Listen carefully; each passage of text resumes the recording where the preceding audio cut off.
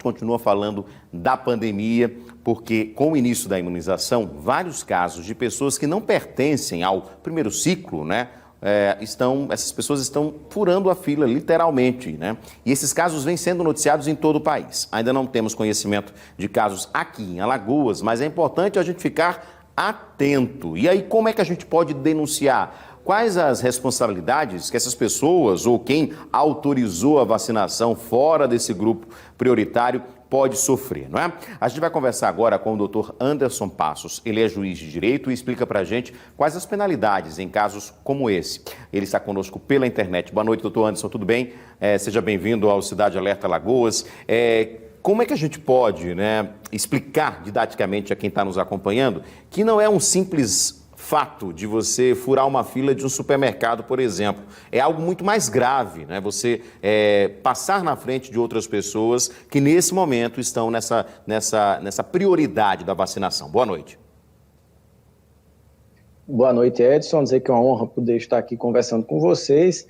E realmente é importante que nós saibamos que não é simplesmente furar uma fila do supermercado. Nós temos uma determinação da autoridade sanitária e essa determinação deve ser respeitada, e o desrespeito a essa ordem, né, esta fila que foi determinada pelo poder público, pode ensejar responsabilização do ponto de vista civil, do ponto de vista administrativo e também do ponto de vista do direito penal. Então é importante que as pessoas saibam disso e tenham consciência que quem fura a fila pode ter sérias consequências.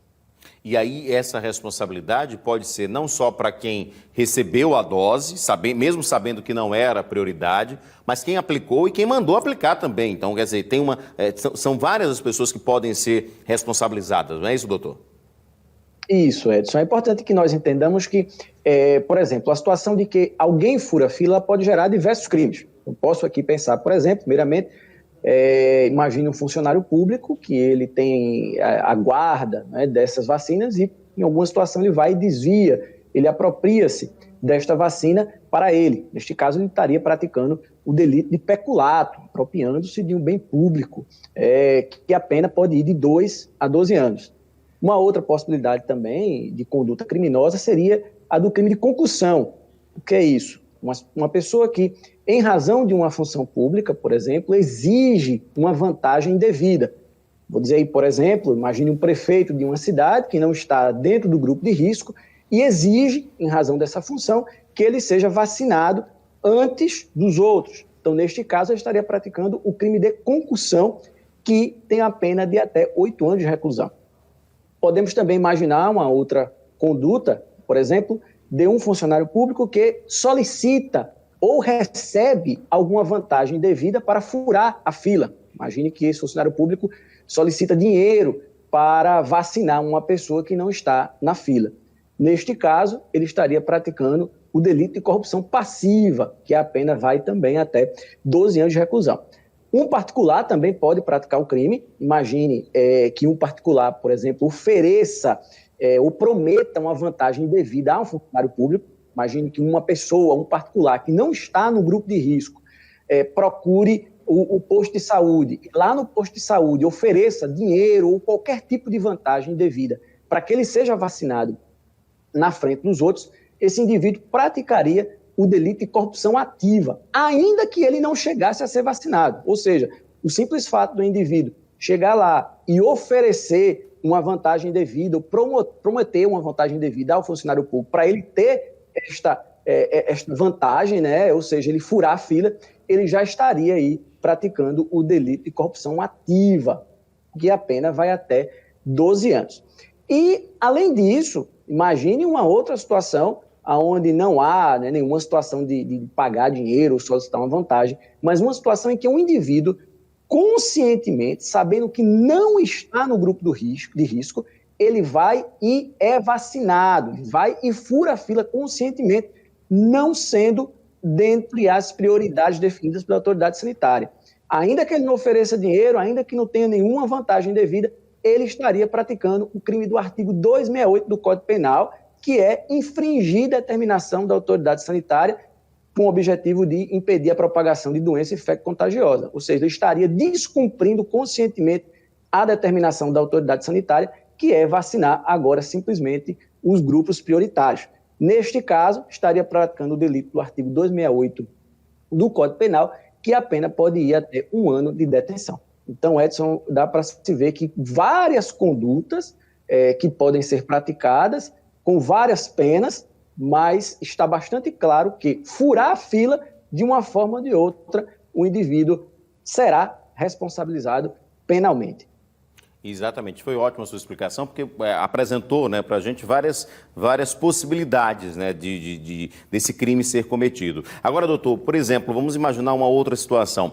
A pessoa que está vacinando ali, ela é obrigada, por exemplo, pelo secretário de saúde ou pelo diretor do posto a vacinar. Essa pessoa que só apenas cumpriu essa determinação, ela também pode ser responsabilizada ou ela foi coagida a fazer aquilo?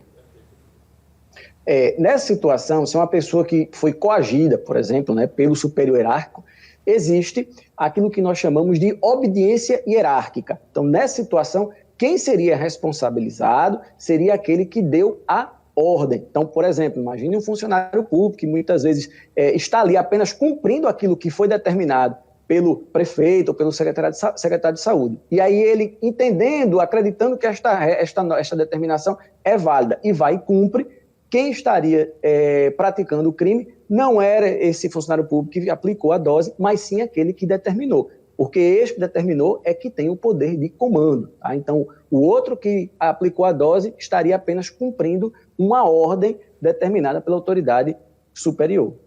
O fato é que a gente tem que respeitar agora o que está sendo, né, dito, determinado, porque a gente não tem doses para todo mundo e é preciso começar a vacinação com quem realmente está lidando diretamente com o vírus, né? E o ideal é que a gente faça esse tipo de denúncia, né? Tem alguns canais, inclusive a gente até pediu para separar na sequência alguns canais que a gente pode denunciar, né? Até mesmo pode ligar para a polícia, o Ministério Público, procurar formas de denunciar esses atos, não é, doutor? É verdade, Edson. Os poderes públicos, né, estão de olho nisso. Nós temos aqui em Alagoas uma atuação muito forte do Ministério Público junto à saúde, que está de olho nisso, inclusive fazendo campanhas nas redes sociais. Então, se qualquer pessoa tiver conhecimento de condutas que representem furar fila nesta vacinação, pode procurar o Ministério Público, pode procurar também a polícia, que tenho certeza que a resposta será dada. É importante, nesse momento, que nós tenhamos consciência de que nós temos poucas doses, infelizmente, são apenas 6 milhões de doses para uma população gigantesca como a nossa, de mais de 200 milhões de habitantes. Então, é importante que, nesse momento, apenas as pessoas que têm maior necessidade sejam vacinadas. Então, todos nós temos que respeitar a ordem, independentemente de classe social, independentemente de cargo público, isso não existe.